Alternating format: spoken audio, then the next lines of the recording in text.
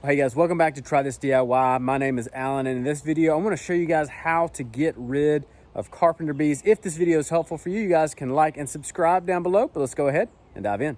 Well guys, this is our kids' play area, and yes, it definitely needs to be cleaned and stained, possibly even an upcoming video, so we'll see.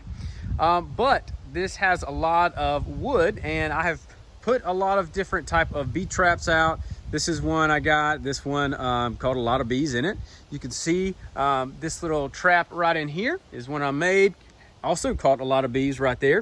I've also filled in all of these little holes that the bees have made with just different type of glue and different type of things that was supposed to also make them go away. But they kept coming back. But recently we put this bag right here out there. It is just a paper bag. It's supposed to mimic a hornet's nest or a wasp nest. And as you can tell, this is my wife actually put this out here, just taped it up and even put a little piece of string on there, really basic.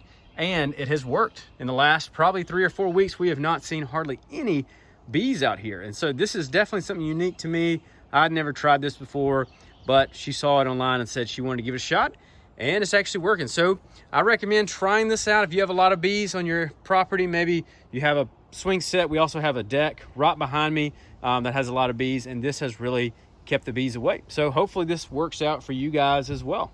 Hey guys, here's our deck right behind me. It's only about 10 to 15 yards, as you can tell, from our little kids area. But ever since we put that bag out, we really haven't had any carpenter bees messing with our wood deck.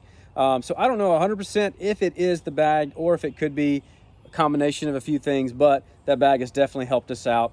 And so I would recommend just giving it a shot and see what happens. Let me know in the comments if this works for you, and if this video is helpful, you can like and subscribe. But I hope you guys have a great day. Check out one of these other videos that have popped up here on your end screen, and I'll see you in the next video.